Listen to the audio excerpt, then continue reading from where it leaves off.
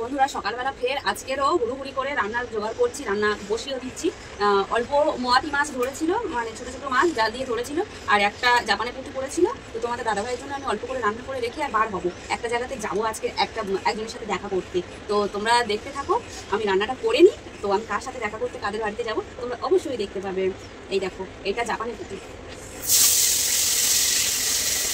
জাপানের পুঁটি আর এই মৌটি মাছ দিয়ে আলু কেটে নিয়েছি, আলু একটা পুরুল কেটে নিয়েছি, আর এই যে কচি পালং শাক, পুরো একদম মানে কি বলবো, লিভারকে স্ট্রং রাখবে এইরকমই খাবার খেলে, বুঝতে পেরেছো বন্ধুরা?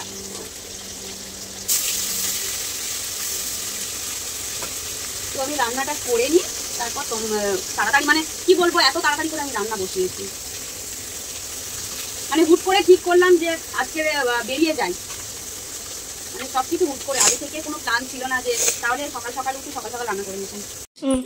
বন্ধুরা চলে এলাম আমার সেই বোনের বাড়ি, তোমাদেরকে যেটা বলেছিলাম আমি এক জায়গাতে বার হচ্ছি, হুড়ুহুড়ি করে রান্না করেছি। তো চলে এসেছি সেই বোনের বাড়ি। ফাইনালি অনেকটা রাস্তা হাঁটতে হয়েছে, কোনো গাড়ি ছিল না, কারণ আমি বাড়ি জানতাম না, আমার এক কাকিমার সাথে এসেছি। তো আমি দেখাচ্ছি আমার সেই বোনটাকে। বন্ধুরা তোমরা সবাই কেমন আছো? আশা করি ভালো আছো, আমিও খুব ভালো আছি। তো এসেছি জানো তো বন্ধুরা, আসতেই মুড়ি আর চানাচুর, তার মধ্যে আছে ডিম ভাজা। তো এতগুলো কি খেতে পারি? আমি যদিও সব খাবো না, বাড়ির সবাই আছে, সবাই মিলে একসাথে খাওয়া হবে, যেহেতু অনেক বেলা হয়ে গেছে। তো বারণ করলাম, তাও শুনলো না। আমার সেই বোনটাকে এবার আমি দেখাচ্ছি, দেখো। তো সে ঘরে আসছে, আমি তাকে ডাকছি, সে আসতে লজ্জা পাচ্ছে। আমি তাকে বলছিলাম যে আসো না। তো দেখো, এই দেখো কি মিষ্টি একটা বোন, দেখো। এর ভিডিও তোমরা দেখতে পাবে, এও ব্লগ বানাবে, আমার এই বোনটাও ব্লগ বানাবে। ওর ভিডিও তোমরা দেখতে পাবে, খুব ভালো ভিডিও বানায়। ওর ভিডিও আমার ভিডিও একসাথে সন্ধ্যাবেলা আমি মানে আপলোড করব, তোমরা সবাই দেখতে পাবে। আমার কমেন্ট বক্স চেক করলেই মুন ব্লগস বলে পেয়ে যাবে। তো তারপর তোমরা সবাই ওর ভিডিও দেখতে পাবে, খুব সুন্দর ভিডিও বানায়। তারপর তো মুড়ি চানাচুর খেয়ে একটু ছাদে উঠলাম, ওদের ছাদে। বন্ধুরা এই প্রথম এসছি এই বোনের বাড়িতে, আর এসে মানে বোনের বাড়িটা একটু ঘুরে দেখছি, আর ভাবলাম তোমাদেরকেও একটু ঘুরিয়ে দেখাই।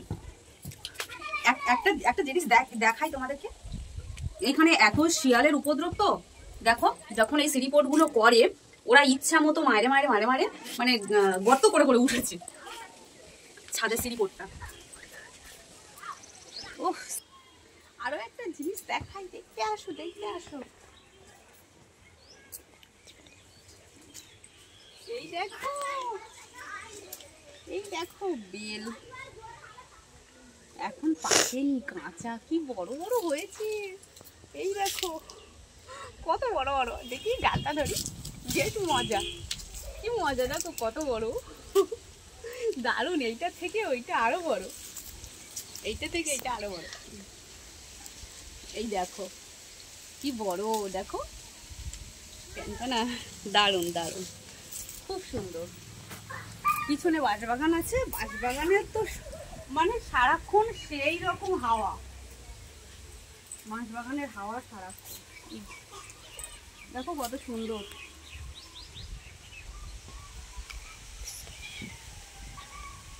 কিন্তু রাত্রে করে শিয়াল হু হু করে ডাকে, হু হু করে শিয়াল ডাকে। শুধু রাত্রে না, এখন আমি হালকা আওয়াজ পেলাম, এখন মনে হয় হু হু করে আওয়াজ হচ্ছে।